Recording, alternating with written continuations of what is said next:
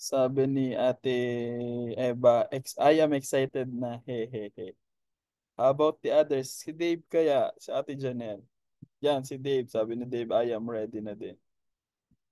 Si Ate Arlene, ready na din. Since tayo naman ay ready na, pwede na tayong lahat na magsitungo and let us pray.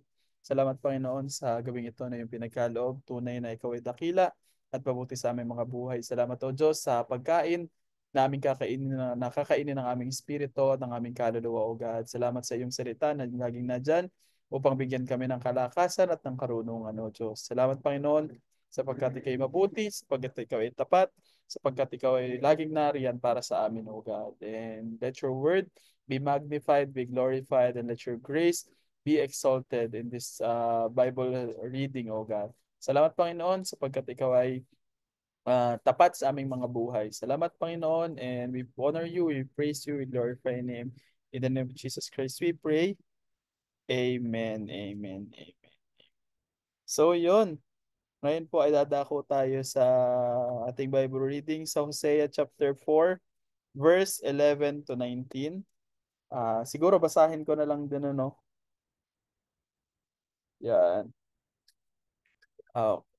Nabasa niyo naman lahat na lang, di ba? Nabasa na naman ang bawat isa yung Hosea chapter 4 verse 11 to 19. So yon, bigyan ko lang kayo ng a little context during this time. Ito yung kagaya na pinag-aralan natin. Gusto ko kasing bigyan ng emphasis na ito yung time na they are worshiping other God other than Yahweh.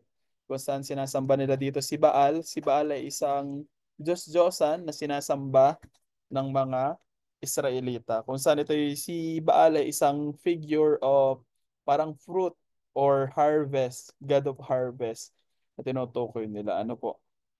So yan, sabi dito, Baal is a fertility god and worship of Baal include ritual prostitution and sexual orgies, drunken feasts, kung saan itong pag-worship nila sa kay Baal, may kasama silang mga ritual na ginagawa, may mga ginagawa silang mga spiritual daw na mga actions kagaya ng pag-iinom and mga sexual scenes kung saan yun yung isang mga ways nila para i-worship si Baal. And also another ang pinakang main na ano nila dito is yung wine, which is yung pag-iinom.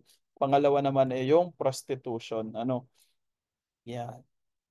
Sabi dito, during this time, alam ng mga ibang Christian o ng ibang mga believers kung ano yung nangyayari, pero hindi nila pinapakinggan yung tinig ng Panginoon and parang nagiging complicit sila. Pag sinabing complicit, yung parang, ay tahimik lang kami, ayaw namin maka-offend ng iba. Yan, maging lesson po sa atin na although sometimes we have part in our heart na ayaw nating maka-offend, pero we have to stand to what is right. Amen. Pwedeng mag-comment tayo ng I stand on what is right. Yan. I stand on what is right. Hindi tayo, ay pwede na yun kasi sabi nung iba pwede daw. Ayoko maka-offend. No.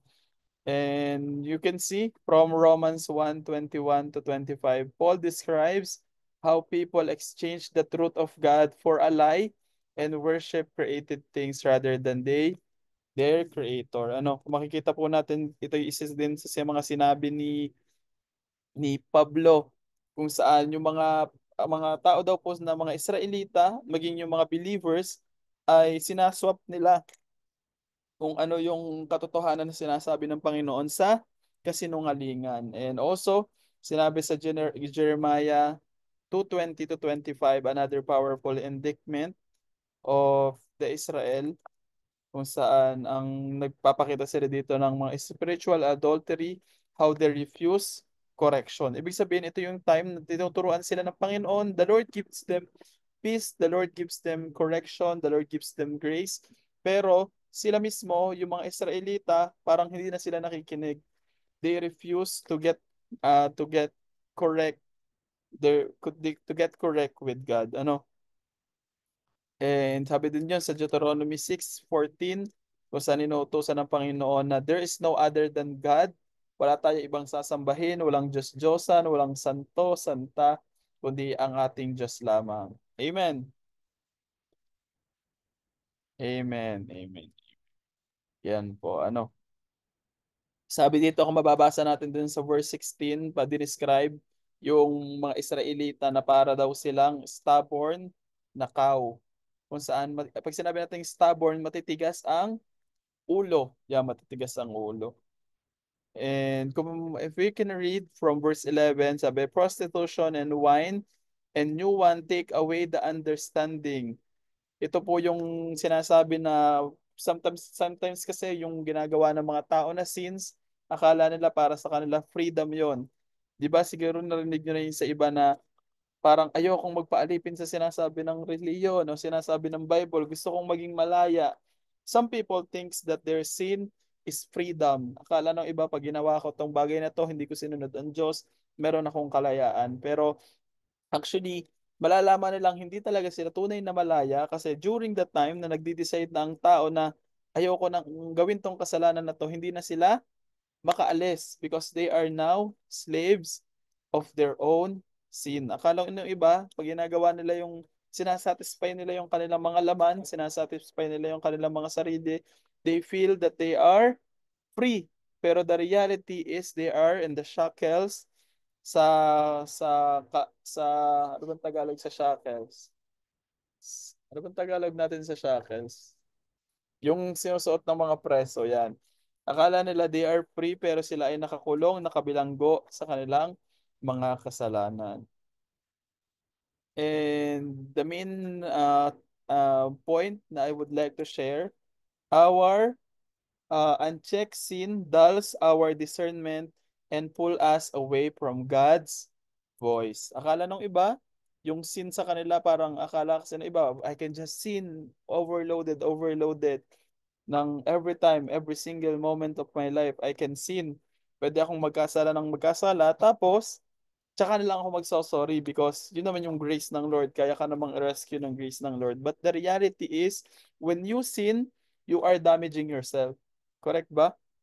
Pag gumagawa ka ng kasalanan, hindi lang nito nasasaktan ng damdamin ng Panginoon, pero ito ay nagda-damage mismo sa'yo. Amen. Hindi nito parang binibigyan ng kalayaan ang iyong sarili, kundi actually ito'y dumadamage sa iyo at sa relationship mo sa Panginoon. And once our sin has been justified, actually, yung mga Israelita, gina-justify pa nila or kinakatwiran pa nila yung kanilang mga kasalanan kasi sinasabi naman nila na yung kanilang ginagawang prostitution, yung kanilang paglalasing, this is my worship to Baal. Kaya akala nila, it is okay to do this because this is my worship to Baal. Kaya nga, it is really important to check what you believe. Sabihin mo sa comment, check what you believe. Yan.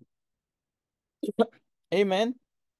Kasi minsan, yung mga pinaniniwalaan natin, kapag hindi ito biblical, kung hindi ito nakakatulong sa atin, kung ito ay hindi sinasabi o inaayunan ng Biblia, sometimes it may cause us na magkasala, it may cause us na ma-deceive ng kaaway. Ano kaya nga, and also, pinapakita din dito, dahil lang mga Israelita ay patuloy silang ginagawa yung kanilang mga kasalanan, there's no true repentance, ang nangyayari sa kanila, yung kanilang discernment ay nagiging dull. Ano bang Tagalog sa dull? Nagiging mapurol. Ano, parang sa isang kutsilyo, although yung kutsilyo ay nakakasaksak pa rin siya, nakakahiwa pa rin, pero kapag ka ito ay hindi mapurol na, nagiging hindi na siya kasing effective ng dati. And it is the same way with our sins. Kaya nga, hindi ito upang maging sin conscious tayo, kundi maging righteousness conscious tayo. Sapagkat we know na kapag ka tayo ay nalululong sa ating mga kasalanan, na dadal nito o napapapurol nito ang ating discernment sa Panginoon. And it pulls us away from God's voice. Sino dito ang nakaranas ng minsan dahil sa katigasan ng ulo, minsan parang nafe-feel nila na hindi na naririnig ang tinig ng Panginoon.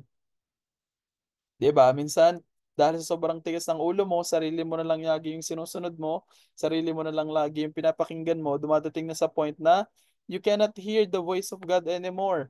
hindi na natin nauunawaan o hindi na natin naririnig kung ano yung sinasabi ng Panginoon, not because the Lord is not speaking to you, not because the Lord is not close to you, but the reality is because there are other voice speaking sa'yo. Amen. Ibig sabihin, hindi na lang kasi ang Diyos ang pinakikinggan natin. Hello, Genevieve. Sapagkat hindi na lang Panginoon ang pinakikinggan natin. The same way na kung makikita natin, it is described in the Bible that when God speaks, hindi ang Panginoon pasigaw. Sinong nakakaalam kung paano mangusap ang Panginoon sa kanyang mga servant? Usually, by whispering. And you cannot listen to a whisper kapag yung paligid mo ay sobrang maingay, sobrang crowded. It is the same way with you. Akala kasi ng iba, when they surround themselves with people, isipin nila, mapapakinggan ko pa rin naman ang tinig ng Panginoon. Kaya nga, we should discern who we listen to. Amen? Dapat i-discern natin kung ano yung mga pinapakinggan natin, ano yung binabasa mo, ano yung pinapanood mo, anong sinesearch mo sa TikTok, anong sinesearch mo sa Facebook. Because all of those things, kung hindi yan from the Lord, it will corrupt your mind and it will dull your discernment of God's voice. Amen. Again, it is not about na hindi to tungkol sa hindi na ako kinakausap ng Panginoon, galit ng Panginoon dahil sa aking mga kasalanan. But it is the sin itself na nagiging dahilan kung bakit hindi na tayo nagiging sensitive sa tinig ng ating Panginoon. Sabi dito sa Ephesians chapter 4 verse 18 to 19, I'll share it to you via Zoom chat. Sabi dito, they are darkened in their understanding, having lost all of their sensitivity. And the same way sa atin, minsan yung mga sins, it can be parang veil yan eh. It is also described in the Bible as a veil na nagiging dahilan kung bakit hindi natin nakikita yung truth, hindi natin nakikita yung goodness ng Lord, hindi natin nakikita kung ano yung gustong ipakita sa atin ng Panginoon because it covers our eyes. But the good thing is, and yun yung picture ng powerful grace ng Lord at ng power ng cross, kasi sinabi na our veil has been torn. Siguro narinig nyo na yun sa kanta, no? Yung veil has been torn or tinanggal na, in-uncover na, because the Lord is giving you now the opportunity na hindi na dark yung makita mo, but to see light sa pamagitan ng kanyang ginawa at tinapos. Kasi we all know na in reality, we cannot take those sins away.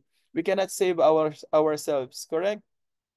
Sabi nga, kung kaya mong iligtas ang iyong sarili, ay di sayang, hindi mo kailangan ng tagapagligtas. But the reality is, that is the conclusion of the Bible, that we all fall short of the glory of God. Amen? And also, alam nyo, isa pa nga sa mga naririnig kong mga false or mga maling theology o maling katuruan, kung saan sinasabi ng ilan, na kapag daw tayo nagkakasala ay lumalayo daw sa atin ang Panginoon. Sinong naniniwala pa doon?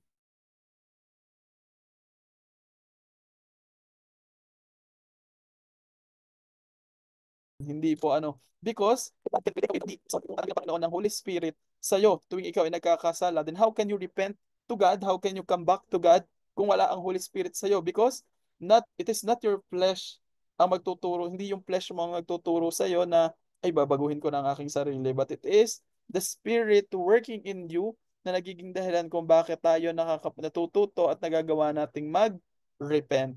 Amen? Is one of the fear ng mga Kristiyano at ng ibang mga believer na kapag ka ako nagkamali, siguro umaalis yung Holy Spirit. And kapag tama yung ginagawa ko, bumabalik naman yung Holy Spirit. That is not the truth. That is far from the truth. Because if God will take away the only power, the only reason para makapag-repent ka sa iyong sin, if God will take away the only person na kayang ibigyan ka ng spiritual desire, ng desire for righteousness, then anong kakayanan natin na mag-desire ng holiness, to desire righteousness, to desire the will of the Lord kung tinatanggal niya ang banal na espiritu. Parang ang example nito, parang sabihin mo na, o dahil ang dumi mo, hindi na kita bibigyan ng sabon. Pwede ba nating sabihin na gano'n na sasabihin, ikaw ha, ang kulit mo ha, dahil madumi ka ngayon, hindi na kita bibigyan ng sabon. Then, hindi siya logical na action from the Lord kasi the only way na magiging malinis ka ay sa pamamagitan ng sabon. Kaya nga kung tatanggalin ng Panginoon yung kaisa-isang way para malinis ka, then wala tayong kakayanan because sabi ko nga, yung spirito natin desires the things of the spirit. And the things of the flesh desires the things of the flesh. Hindi pwedeng mag-desire ng spiritual yung ating mga laman at hindi rin naman kaya mag-desire ng laman ng mga bagay na spiritual. Kaya nga it is the Holy Spirit that works through us. If you have this desire to pray, ibig sabihin hindi sa'yo yan. Ibig sabihin when you have this desire to pray, hindi yung katawan mo nag-uutos sa'yo yan. It is the Holy Spirit. That's why when you have the urge to pray, it is an invitation from the Lord na kausapin natin siya because those desires did not come from your own will, did not come from your own flesh, but it comes from the Holy Spirit working in you. And lastly, sa Hebrews 3:13, sinabi dito, sa Hebrews 3:13 na encourage one another daily so none of you may harden by sin's deceitfulness. Kaya nga napakahalaga po sa atin na bawat isa sa atin ay nagpapaalalahanan. Amen. Bawat isa sa atin pagkakuwari may nagagawang mali, we have this heart na i-correct yung ating mga kapatid at also meron din tayong heart na magpa-correct sa ating mga kapatid. Kasi kapag hindi ka na nagpapa-correct, diyan papasok na yung kasalanan mo ay i-deceive ka na okay lang yun. Ba't mo ako pinapakialaman? Doon na nagsisimula na maging hard na yung heart mo. Kaya nga, it is really important na bawat isa sa atin meron tayong teachable na heart. So, yun lang po. That's all. And we will continue our chapter 4 in our next session. Thank you everyone for joining. Pero ngayon, we will do our sharing naman. We will do this every end of the week.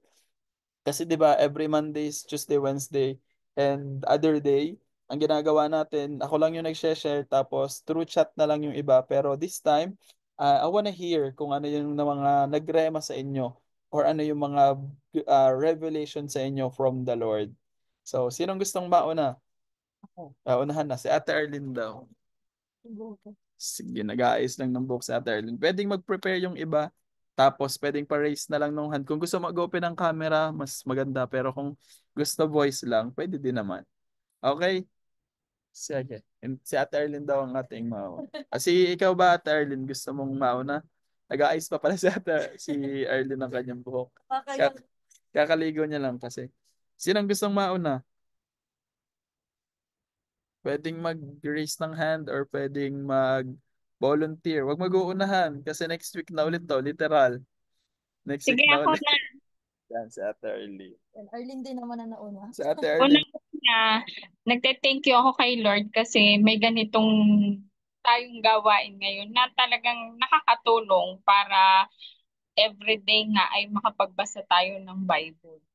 At saka, nagpapasalamat ako kasi kung talaga totoo, aminado ako na pag ikaw lang ang babasa sa una, hindi mo man talaga maunawaan na yung pala yung yung sinasabi ng Lord dito at nagpapasalamat ako sa buhay mo, Kenneth, dahil yun nga na yun sa mga sineshare mo na ganun pala yung sinasabi ng Lord at ang isang na-reveal sa akin ng Lord talaga ay maganda pala kasi ako talaga personally, pag nagbabasa ako ng Bible, agad ay umpisa ako sa pag magbabasa ka, umpisa sa chapter 1 kung chapter 1. Pero pinakita sa akin na mahalaga din pala na nababasa natin yung panimula kasi doon natin makikita yung parang yung sinasabi sa kabuuan ng kwento. Yun. At saka ang may i-share ko, kanina nga sabi ko, ano bang mamaya, ngayon nga i-sharing tayo, ano bang i-share ko, sabi ko kanina. Pero, nagpapasalamat ako sa Lord kasi binasa ko ulit kanina yung simula chapter 1 hanggang chapter 3. At ang talagang nagrema sa akin ay yun nga, yung sa chapter 2, nasa verse 14 to 23 na sabi nga ni Kenneth ay pinapakita doon yung talaga yung covenant of grace ng Panginoon sa atin. At sobrang natouch ako doon sa verse 14 na sabi doon ay ngunit masdan mo siya'y muli kong susuyuin, dadalhin ko sa ilang, kakausapin ko ng buong giliw. Sobrang natouch ako doon sa mensaheng yun ng Lord kasi talagang grabe talaga yung yung naramdaman ko yung grabing pag-ibig at grace sa atin ng Panginoon dahil sabi ko nga dumaan sa buhay ko talaga na alam mo yun yung feeling ko talaga ang Lord ang lumalayo sa atin pero hindi tayo talaga ang lumalayo sa kanya na yun nga pakiramdam ko na yung parang ang layo sa atin ng Diyos pero tayo nga yung malayo sa Kanya na sa totoo naman ay lagi lang nandyan ang Panginoon, bukas ang kamay para tayo ay abutin.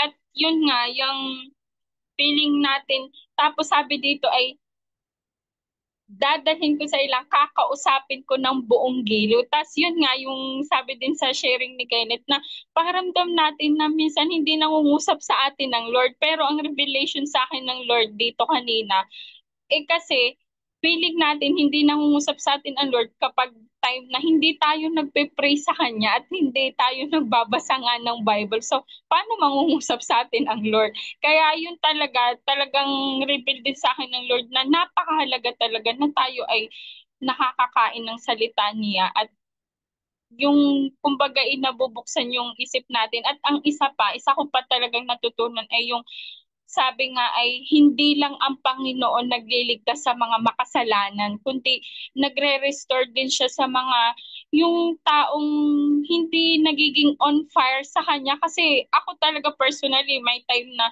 yung alam mo yun, yung parang napapagod ka na maglingkod sa Lord, yung hindi ka talaga on fire, tapos ay yung parang lumilihis ka ng daan, pero ang Lord talaga laging nandyan ka para pakayin kang muli at ituro sa iyo kung saan talaga kayong mabuting pupuntahan mo. Purihin ng Lord, yun lang. Amen, amen. Alam mo, sobrang ganda ng revelation kay Ate Arlene, no? Isa yun sa mga pinakang mahalaga din na natutunan ko talaga na when God save you, when God rescue you, hindi ka lang niya ni-rescue, hindi ka lang niya ni-redeem, but also God restores you. Yun kasi yung nakakalimutan ng iba nag-e-end na sila minsan sa redemption, sa salvation, pero ang katotohanan, yun, ang Panginoon, nire-restore ka din, nire-restore yung relationship mo, yung passion mo sa Lord, yung love mo sa Lord, and yun. Sinong next? Ako. Paunahan, no? Nauna sa Ate Arlene. Mabilis lang. Medyo relate dun sa sineshare ni Ate Erlyn at saka ni Kenneth. Pero yun, bago yun, gusto ko din magpasalamat sa Lord kasi inalaw niya na magkameron tayo ng ganitong gawain. And totoo na mas masarap magbasa ng Bible pag may kasama ka. And mas nakaka-enjoy na yun nga, marami kang natututunan. And thank you sa buhay ni Kenneth na ginagamit siya ng Lord para tayo ay magkameron ng ganitong gawain. Alam ko na ito ay galing sa Lord, hindi ito parang naisip lang ni Kenneth, kundi it is the Lord give the passion sa kanya na magkameron ng ganitong gawain na ma-encourage ang bawat isa. Alam ko na siya din mismo na-encourage and lahat tayo mismo ay na-encourage sa ganitong gawain. So, ang aking i-share na natutunan ko, two words kasi yung nilalagay sa akin ng Lord. Gaya ni Ate Arlene, kanina din, iniisip ko kung ano yung i-share ko. Sabi kong, inask ko sa Lord na mas paunawa niya sa akin yung mga nabasa natin. And ang nilagay sa akin na two words ng Lord ay redemption at saka restoration. Then the Lord reminds me the story of Moises. Kasi kung mababasa niyo po ang story ng ng mga Israelita back then, si Moises ginamit ng Lord to redeem Israel sa kamay ng mga Ehipto kasi sila ay alipin. And dun sa story na yon, ano din sila ignorance din sila about sa Lord Kasi parang from transition galing kay Joseph the Dreamer, wala na silang narinig about sa Lord.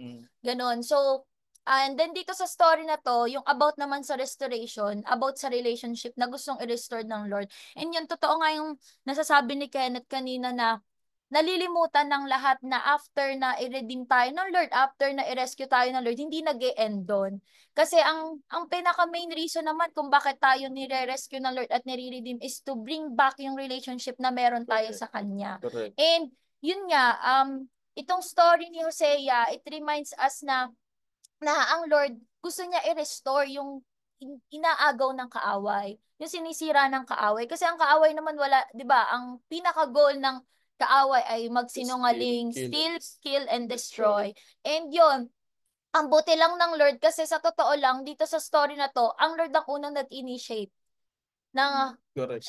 siya nag-first move. Kasi kung sa ganang atin, hindi talaga natin siya magagawa. And napakapalad natin kasi ang Holy Spirit nasa sa atin mismo. Amen. Siya din yung nagre-remind sa atin Amen. na, alam mo yun, na magbumalik tayo kasi ang Lord hindi naman siya galit. And totoo din na sometimes we feel na pagka kunyari kulang tayo, ang Lord talaga ay parang galit sa atin.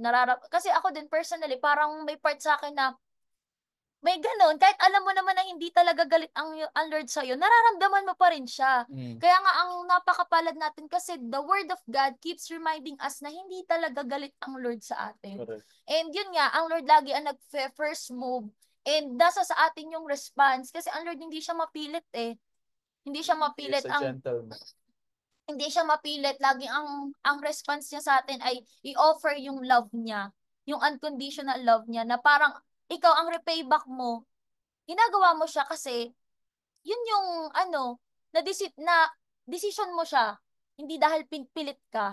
And yun yung natutunan ko sa ating pagbabasa ng Hosea, Hosea. Amen, amen, amen. Thank you, Ate Arlene. And next, sinong next? Sinong next? Yan, si Ate Janelle. Ayan. Go, Ang akin ay nagpasalamat naman na yung dalawa. So, dediretso na ako sa point ko. Pero nakakatuwa din kasi talaga na may Bible reading. Though, hindi tayo ganun kadami. Pero kakatuwa kasi consistent tayo, di ba? At padagdag tayo ng padagdag everyday. So, sorry ha kung medyo may ngayong background. Ang akin ay the Lord is so gracious talaga. The Lord is so gracious to the point na kahit sinasabi natin na God is a just God, galit ang Lord sa kasalanan. But the thing is, ang Lord mismo ang gumagawa ng way para tayo mismo ay masave. Kumbaga, nire-redeem talaga tayo ng Lord. Hindi dahil sa gusto natin, kundi yun talaga ang gusto ng Lord, ma-redeem tayo dahil mahal niya tayo. Regardless kung tayo man ay adulterous sa tao or kung ano mang kasalanan kasi ang bawat kasalanan mabigat man o magaan sa mata ng Lord ay kasalanan pa din yan. So, ang nakakatuwa na nakaka-bless kasi sobrang napapanahon and perfect reminder siya for us, especially sa mga youth kasi parang these past weeks I've heard na pare-pareho tayo na dry sa ating spiritual life. And it's a great reminder for us na hindi galit ang Lord sa atin. Kung hindi man natin naririnig ang Lord sa ngayon, kasi may mga moments na before, parang yung answer ng Lord sobrang obvious and instant. Naranasan niyo na ba yon na pag nag-pray kayo, may sagot na agad ang Lord and it's very clear. But there are moments na, Lord, nasan ka na? Lord, hindi na kita madinig. Lord, galit ka ba sa akin? Parang feeling mo, tinalikuran ka na ng Lord. But the thing is, God is doing something good, something great in your life. So, ayun, ang sa akin ay patuloy tayong maniwala na hindi tayo tatalikuran ng Lord kahit feeling tayo, and reminder na din na hindi nakabase sa kung ano yung kayang nating gawin ang pagmamahal ng Lord. Kumbaga, kung feeling kasi natin, sunod-sunod na akong umaattend ng church, nag-commit na ako sa ministry, alam mo yun, parang feeling natin worthy na tayo. Kasi we are doing something for the Lord. Pero kapag feeling natin napagod tayo, feeling natin ayaw na natin, parang tayo mismo yung nang kokondem sa sarili natin, which is sinabi nga na Kenneth na it's far from the truth. Sobrang layo niya. And yeah, the book of Hosea is the perfect proof na ang pag-ibig ng Lord ay hindi nakabase sa kung ano yung kaya nating gawin at kung sino tayo. And also, sorry, ang dami ko sinasabi, yung truth na ang Lord ay sobrang seryoso pagdating sa pagsamba sa Diyos-Diyosan. Alam mo yon na um, madami pang tao ang dapat makaalam ng katotohanan na to. And now is the perfect time for us to speak about the truth, to speak about the gospel and to preach about Jesus. Kasi marami pang lost. Marami pang kaluluwa ang nangangailangan ng katotohanan na to at marami pang kaluluwa ang kailangang makalaya. Amen? And ako, naniniwala ako na tayo dati ay ano din, meron din tayong shackles, meron din tayong tanikala na alam niyo yon, nag-hold back sa atin. But yes, tanikala. But thank you sa Lord kasi siya mismo yung nag-open ng mind natin para maunawaan yung grace na ino-offer niya. Na wala tayong kailangang sacrifice na gawin, kundi mag-respond lang tayo dun sa finished work na binigay na niya, yun sa gift na binigay niya na. Kaya yun, thank you Lord, thank you Lord. Kasi si Ivan, si Ivan, alam mo, nakakatawa kasi kagabi, nag-usap kami about dito. Kaya sabi sa kanya, alam mo, sabi ko, prayer ko na bago mo na bumalik sa Lord, yung buong pamilya ko makatanggap at yung pamilya mo. Tapos nilatag ko nga sa kanya itong Hosea na to. Sabi ko, mahal, basahin mo yan. I declare na makakalaya ka dyan. Makakalaya ang buong pamilya mo pag nabasa mo yung book na yan. So yun lang. Thank you, Lord. Sobrang nabibless ako sa life ninyong lahat. And especially kay Kayla. Kapag free si Ivan, baka gusto niya I-join mag-join. natin. Kaso kasi conflict kasi ganito sa umaga kasi doon. So meron siyang 2 hours OT lagi. So 10 na siya out. 10 p.m. na dito. Yun. Pero sinabi ko naman sa kanya na if may free time siya, pwede siya umattend. Pwede din niyang ano yun yung Thanks! sa ina-upload ko. Thank you, Oo nga Janelle. yung recording. Oo, yung recording. Yes. Ang naalala ko naman dun sa shinare mo, yung point na inano ko that God's love is not transactional. It is sacrificial. 'Di ba yung meron dong part sa Hosea kung saan alam naman ng Lord na gumagawa sila ng mali, pero the Lord still bless them not because ganito yung ginagawa nila kundi dahil mali yung ginagawa nila pero bine-bless pa rin sila ng Panginoon. Hindi ganon, kundi that is God's sacrificial love. Sacrificial love na kahit alam kong may mali kayong ginagawa, I'll still provide for you. Kaya nga makikita natin dito talaga na ang love natin hindi dapat dun sa blessing kundi dun sa person na nagbe-bless sa atin. Yun. Sino pang gustong mag-share?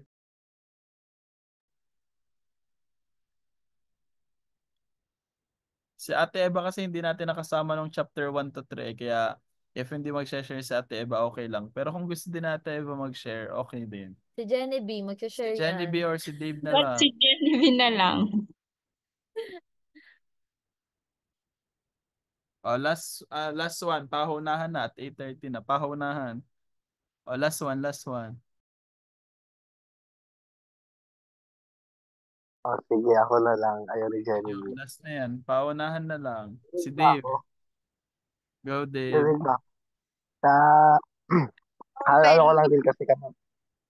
Hindi kasi makapag-open cam kasi sobrang dilim dito. Like, wala kasi ako sa bahay. Nasa labas ako ng bahay pala. Nasa bahay ako, nasa labas ako ng bahay. Pero yun na nga. Higa ka na, Dave, kasi ibang ang dating ng boses mo. Pwede po ako nakahiga. Nasa ano pa ako, nasa labas. Pero yun na nga. Um, yung sa akin naman, alam nyo, ako nang una nga, yun nga, papasalamat ako kasi sa gawain na ganito talaga. Nakakalakas siya sa totoo lang kasi may time talaga na nanghihina na ang bawat tao. Ay, hindi, joke lang. Nanghihina din naman ako spiritually lately talaga. Kasi nakakapagod din naman kasi kung maiisipin natin. Dami nangyayari, di ba? Minsan, may time na may isip natin na hindi na tayo live, parang hindi, sa mga nangyayari sa, alam mo, minsan kasi, dahil nga sa pag-overthink mo, pag-iisip mo na kung ano-ano, minsan may isip mo na, hindi ka na mahal ng Diyos eh. Parang isipin mo, mahal pa ba ako ng Diyos? Di ba? May times na gano'n na nangyayari. Pero, simula na nag-Bible reading tayo, doon ko naunawaan na minsan, um, kaya thinking natin na hindi tayo mahal ng Diyos kasi minsan may inuuna tayong ibang bagay sa Kanya. Nagigit niyo ba? Kagaya nung si Baal. Minsan hindi lang naman si Baal kasi ang pwede nating maging, ano yun, Diyos-Diyosan, di ba? Pwedeng pera, pwedeng kaibigan natin, pwedeng yung ibang gawain natin, pwedeng yun yung maging dahilan para magkameron tayo ng separate, yung mas separate yung relationship natin kay Lord. And dito ko naunawaan na sa mga bagay na ganung oras, sa mga bagay na ganun yung thinking natin, andyan lagi si Yahweh or nandyan lagi ang Diyos para hintayin tayo bumalik. Di ba? Minsan nga, alam yun, wala tayong ginagawang way, pero siya, ano si Madam Eric sa bata? Pero siya may ginagawa, pasal ka ma, natakbo ka na naman. Iyon, ay sorry, dumaan kasi si mama, pakapit bahay. Pero yun nga, um, dahil sa may ganun tayong thinking minsan, nahihiya tayong lumapit kay Lord or minsan na hindi natin makita yung ano ng Diyos, hindi natin makita kung ano yung ginagawa ng Lord. Pero dito ko lang din naunawaan na yung pagmamahal ng Lord, hindi niya hahayaan na magstay ka doon sa mga bagay na nun, di ba? Kaya nga tinubos niya tayo eh. Kung si Gomer nga tinubos ng kanyang mister sa perang pila, kaya ganun ganun. Tayo tinubos nga tayo sa dugo ng Hesus Kristo eh. Di ba? Tinubos tayo sa dugo ni Hesus Kristo. And nung time na yun na na-realize ko na ini-remind, sa totoo lang, alam naman natin yun eh. Alam natin na tinubos tayo ni Lord sa ano. Pero minsan kailangan lang din natin talagang may magre-remind sa atin na anak, tinubos kita dyan, di ba? Parang kailangan mo lang paluin ng konti para bumalik yung tingin mo doon sa ano. And doon ko nakita na wala nga tayong ginawa eh, di ba? Wala tayong ginawang action, pero yung Diyos natin, siya yung gumawa ng way. And totoo, ang Diyos natin may paninindigan. Kung sinabi niya ganito yung parusa sa ginagawa natin, gagawin niya yun. Pero yung pagmamahal ni Lord, hindi lang nakaano doon.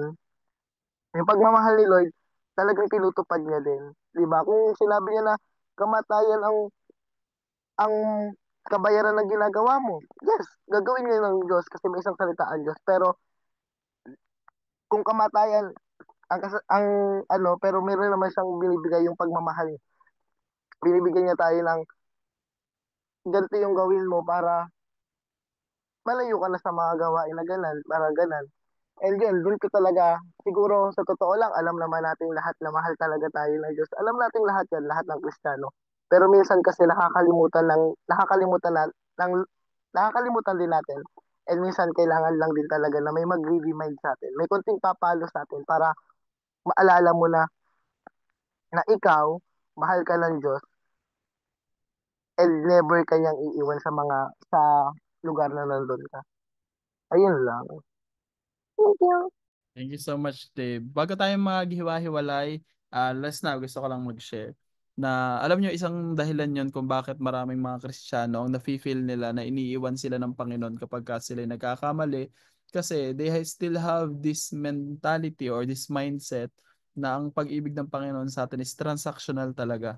Na kapag ginawa ko to, ganito ang response ng Panginoon. Na kapag ganito naman ang ginawa ko, ganito naman ang mapapala ko sa Panginoon, which is far, far, far from the truth because we heard and we know from the Bible itself, sinabi niya, but God demonstrate His love for us while we were still sinner, Christ died for us. Kaya nga, meron din sinabi sa Biblia na there's nothing that can separate us from the love of God. Ibig sabihin, not even your own mistake, not even on your own actions can take away the love of God kasi ganun ang pag-ibig sa iyo ng Panginoon. Amen? And yun, bago tayo maghiwa-hiwalay, pwede bang mag-picture muna tayo? Pa-open ang ating mga cameras. I-light mo yun, bago parang light yung ano. Yan. Sa Open ate, naman sa akin, mabilis lang talaga sa lugar. yan. Sa ate Eva. Sige, habang hintayin natin siya, pwede na tayong mag-start. 1, 2, 3. Isa pa. Tayo natin si Dave. Ang dilim ni Dave, ha? Wait, Wait lang wait, po. wait, wait. Naglalakad. Sige lang, Dave. Ay, mali. Ano Yan, ka, yan, boy? yan. Basta? Wait. 1, 2, 3. One more, one more. Sasagot. Last. Ano, G's number 1. G's number 1. 1, 2, 3. Yun. Babalik ko mga ito. So, salamat po Ate Janelle, Ate Arlene, Ate Eva. Thank you for joining us. Next Magkita-kita week tayo. ulit! It's either bukas kung walang live, pero Thank you kung may po. wala muna, tapos next week muna. Ate Janelle, wala pong live. Wala daw live. So yun, baka bukas mag-ano din Wala tayo. magtuturo. Re-live daw Free po, live. sabi ni Pastor. Yun, pwede tayong Okay. magkaan. So yun, salamat Bye! nyo. Kita-kita ulit tayo. Maaga din tayo nakapagtapos, kaya lang tayo medyo nagtagal kasi nag-sharing. Okay naman yun, hindi naman nasayang oras natin. So yun, salamat po. Annyeong! Ate Arlene, Jenny B, thank you sa pag-join. Complete attendance ka ha. Very good. Wow, very Thank you, everyone. Super munti ka na. Salamat po. Bye-bye everyone.